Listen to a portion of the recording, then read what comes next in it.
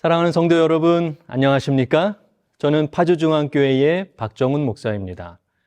오늘 저는 여러분들과 함께 사도행전 16장과 사도행전 21장을 본문으로 바울의 입장에서 말씀을 나누어 보려고 합니다. 오늘 우리는 바울의 입장이 되어 보려고 합니다. 설교를 들으시는 여러분들께서 지금 이 시간 바울이 되었다고 생각해 보시기 바랍니다. 자, 그럼 준비되셨나요? 바울의 입장에서 말씀을 시작하겠습니다. 저는 바울입니다. 저와 저희 선교 일행은 그 당시 아시아라고 불려진 지역에 복음을 더 전파하기를 원했습니다.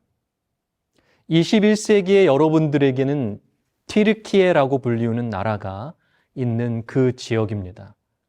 왜냐하면 그곳에는 아직도 예수님의 복음을 듣지 못한 많은 사람들이 있었기 때문입니다. 그런데 하나님께서는 다른 뜻과 계획을 가지고 있으셨습니다. 지중해 변경에 있는 드로아라고 하는 도시에 이르렀을 때 밤의 환상이 저에게 보였습니다. 마게도냐 지역으로 건너가라는 것이었습니다. 21세기의 여러분들에게는 유럽 지역을 말합니다. 마게도냐 사람이 나타나서 마게도냐 지역으로 가라고 말했습니다. 그 요청은 너무도 분명했고 긴급했습니다.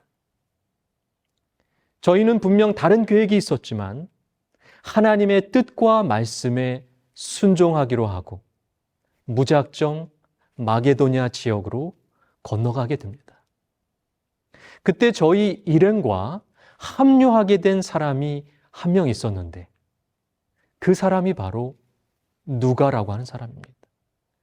누가가 저희 일행과 합류하게 된 것은 놀라운 하나님의 섭리였습니다. 저는 예수님의 복음을 전하면서 돌에 맞기도 하고 매질과 채찍질을 당하기도 했고 감옥에 갇히기도 했습니다. 게다가 저에게는 지병도 있었고 눈도 좋지 않았습니다.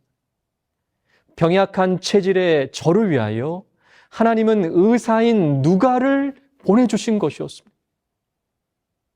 주치의를 데리고 다니면서 선교할 수 있는 놀라운 기적이 일어난 것입니다. 그런데 더 놀라운 것은 누가는 예수님의 공생애와 예수님의 말씀들을 직접 듣거나 경험할 수가 없었다는 것입니다.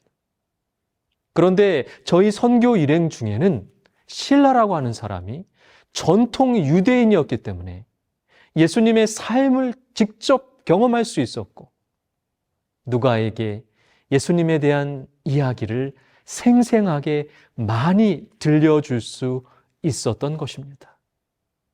그래서 누가는 누가복음이라는 예수님에 관한 성경책을 쓸 수 있게 되었습니다.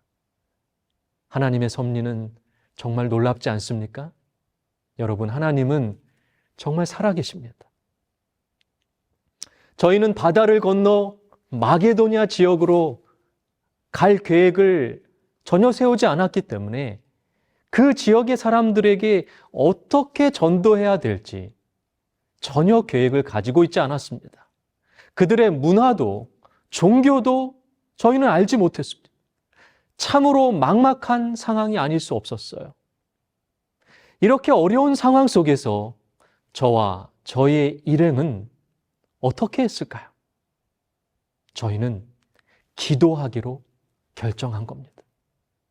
아는 사람도 없었고 어떻게 예수님을 전해야 될지 너무나도 막막했기 때문에 기도밖에 할 수 있는 것이 없었습니다. 그 당시 빌립보에는 유대인의 회당도 없어서 설교하거나 기도할 장소조차 없었기 때문입니다. 저희는 기도하기 위하여 한적한 강가를 찾게 됩니다. 그런데 그 순간 놀라운 기적이 일어난 겁니다. 강가에는 빨래를 하기 위하여 나와 있는 여자들이 있었어요. 저희는 자연스럽게 그들에게 예수님을 전하기 시작한 겁니다. 그 여인들 가운데에는 자색 옷감을 파는 루디아라고 하는 여인이 있었습니다. 놀랍게도 그 여인은 하나님을 공경하고 있었던 사람이었습니다. 저희의 복음을 듣고 그 여인은 예수님을 믿기로 결심하고 침례를 받게 됩니다. 그녀의 가족들에게도 복음이 전해지고 온 가족이 다 침례를 받게 되는 놀라운 역사가 일어난 것입니다. 기적입니다. 루디아의 가정이 하나님을 믿게 되면서 예수님을 믿게 되면서 그 집을 개방하게 되고 마게도냐 지역, 21세기의 유럽 지역의 첫 번째 교회인 빌립보 교회가 그렇게 탄생하게 된 것입니다. 기도하러 강가에 가는 것만으로도 하나님은 놀라운 기적을 이루어 주셨습니다. 그렇다면 우리가 간절히 기도한다면 하나님은 얼마나 우리들에게 더 큰 기적을 이루어 주실까요? 저희는 큰 힘과 용기를 얻고 그 도시의 사람들에게 복음을 전하기 시작했습니다.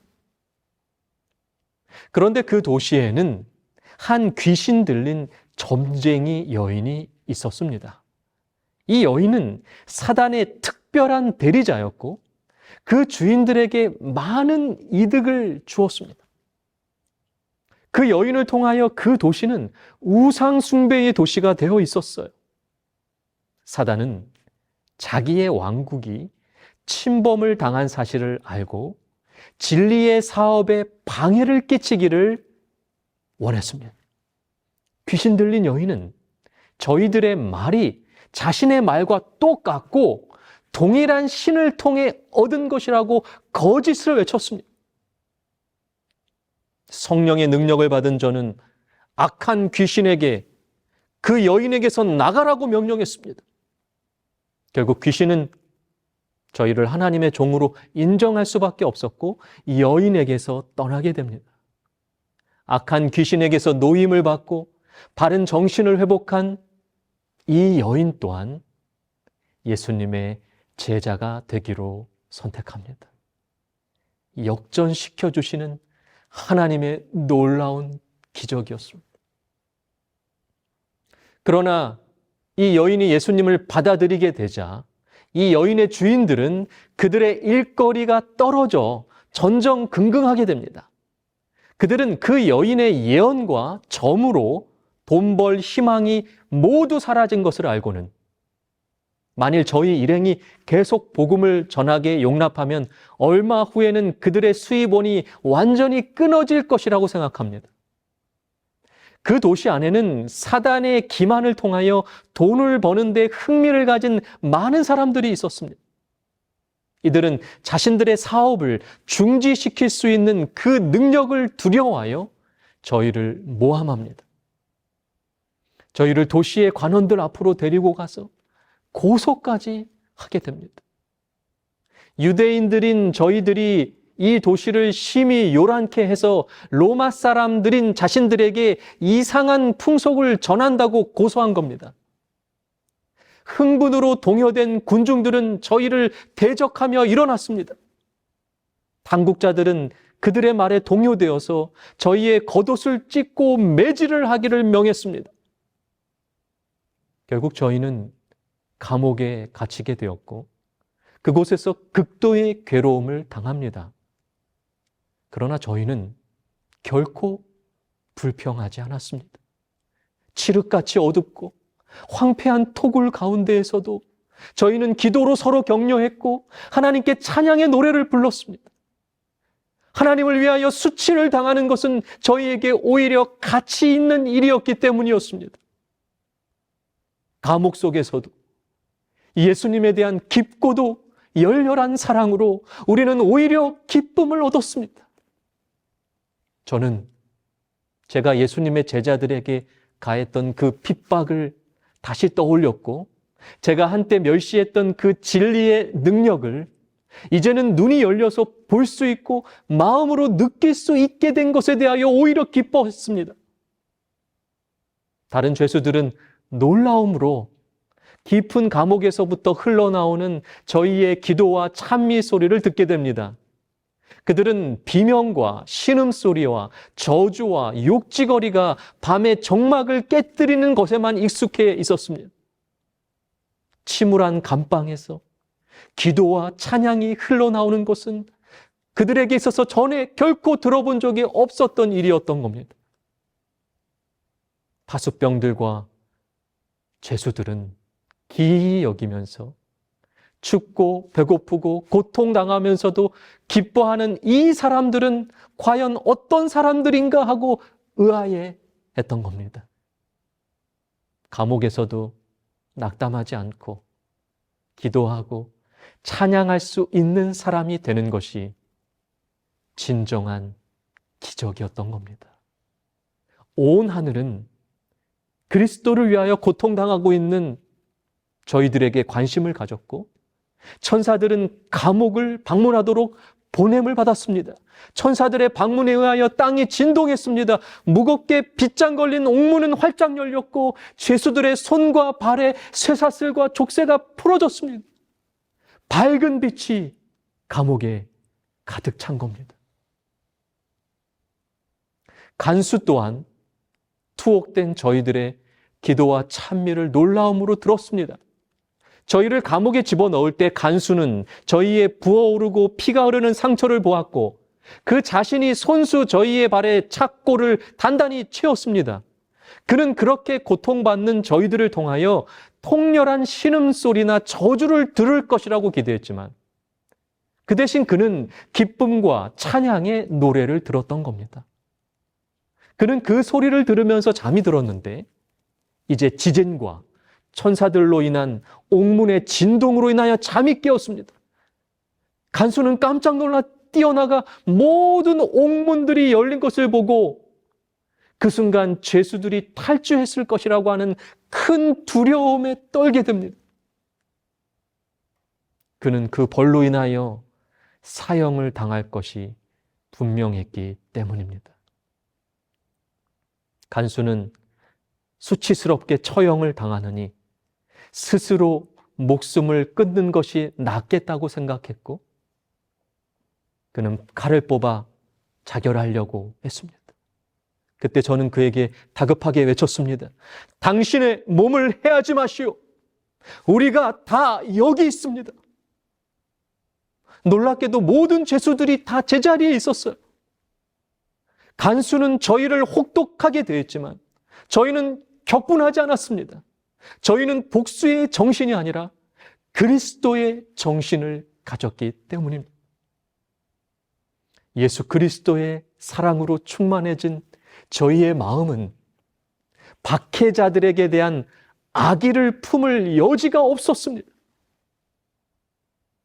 간수는 칼을 떨어뜨리고 등불을 달라고 하면서 급히 더 깊은 감옥으로 들어갑니다.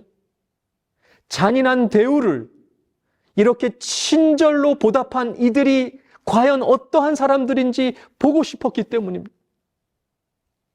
그는 저희들이 있는 곳에 이르러 저희 앞에 부복하고 용서를 빌었습니다. 그리고 저희를 앞들로 데리고 나와서는 어떻게 하면 구원을 얻을 수 있습니까? 라고 물었습니다.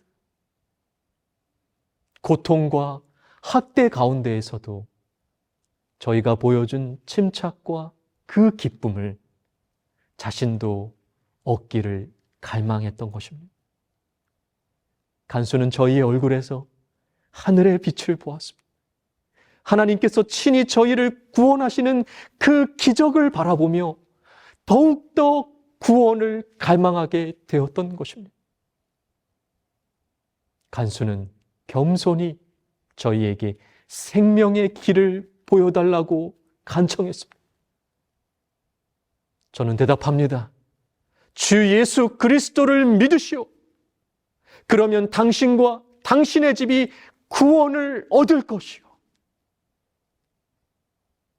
간수는 저희의 상처를 씻어주고 저희의 수발을 들었고 그 후에 그와 그의 모든 가족들은 침례를 받게 됩니다.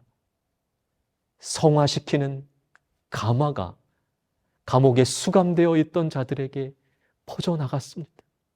모든 사람들의 마음이 열려 저희가 전한 진리를 들었습니다. 저희는 간수에게 아무 죄도 없이 맞았고 채찍질 당했습니다. 그 시대의 법은 죄인은 39대를 맞아야만 했습니다. 40대를 맞으면 죽을 가능성이 있기 때문에 39대만 때렸어요. 그리고 그때 사용했던 채찍은 쇠 조각이 붙어있는 가죽끈이었습니다. 그 시대 감옥의 구조는 깊은 감옥일수록 주로 고문할 때 사용되는 장소였어요. 간수가 저희들을 아무 죄도 없이 억울하게 핍박하였는데도 그들을 위하여 감옥에서 나가지 않는 것, 그것이 바로 사랑이라고 하는 놀라운 기적인 것입니다. 천사들에 의하여 감옥문이 열린 것보다 더 큰 기적은 자신들을 고문했던 사람들까지 사랑하여 그들을 위하여 감옥에 남아 있을 수 있는 사람으로 변화된 저희들의 모습이었습니다. 예수님의 사랑을 받은 저희들은 예수님과 같은 사람으로 변화되어 가고 있었던 것입니다. 죄로 인하여 다른 사람을 사랑할 수 없는 존재가 되어버린 인간이 다른 사람을 사랑하는 것, 그리고 그 사랑이 또 다른 사랑을 만들어내는 것, 그것이 진정한 기적인 것입니다. 21세기를 살아가는 여러분들도 그런 똑같은 기적을 경험해 보지 않으시겠습니까? 빌립보 도시의 당국자들은 로마 시민권을 가진 제가 로마 황제에게 공소하지는 않을까 하는 공포에 질려 즉시 감옥으로 와서 그들이 행한 불법과 잔인함에 대하여 저희에게 사과하고 도시에서 제발 떠나줄 것을 간청했습니다. 예수님께서 저희에게 주신 교훈에 따라 저희는 환영하지 않는 곳에 더 있고자 하지 않았습니다. 하나님의 명령을 따라오게 된 빌립보에서 저희는 정말 많은 반대와 박해를 당했던 겁니다. 그러나 저희가 당한 수치와 고통보다 더 큰 놀라운 기적을 경험할 수 있었습니다.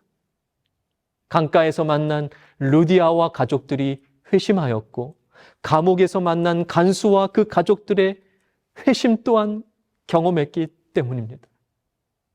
부당한 투옥과 기적적인 구출에 대한 이 소식이 그 지역의 모든 사람들에게 알려져서 저희가 달리 접촉할 수 없었던 많은 사람들에게 저희의 선교를 알리게 하는 놀라운 기적이 되었던 것입니다. 빌립보에서 저희의 수고는 유럽의 최초의 교회인 빌립보 교회를 세우는 놀라운 열매를 낳았습니다. 그 이후에도 빌립보 교회는 꾸준히 성장하였고 저희가 희생하여 전한 그 귀중한 진리를 소중히 여겨서 주님의 사업에 전심으로 헌신하는 교회가 되었습니다. 그리스도인들은 때때로 저희들처럼 사단의 공격으로 많은 고난과 핍박을 당할 수 있습니다. 사단은 박해로 그리스도인들을 참된 신앙에서 돌이키고자 노력하고 있기 때문입니다.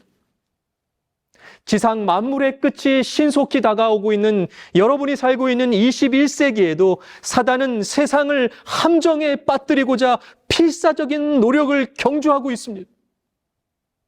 사단은 사람들의 마음을 지배하고 구원을 얻는 데 필수적인 진리로부터 관심을 돌리게 하려고 많은 계략들을 고안해내고 있습니다.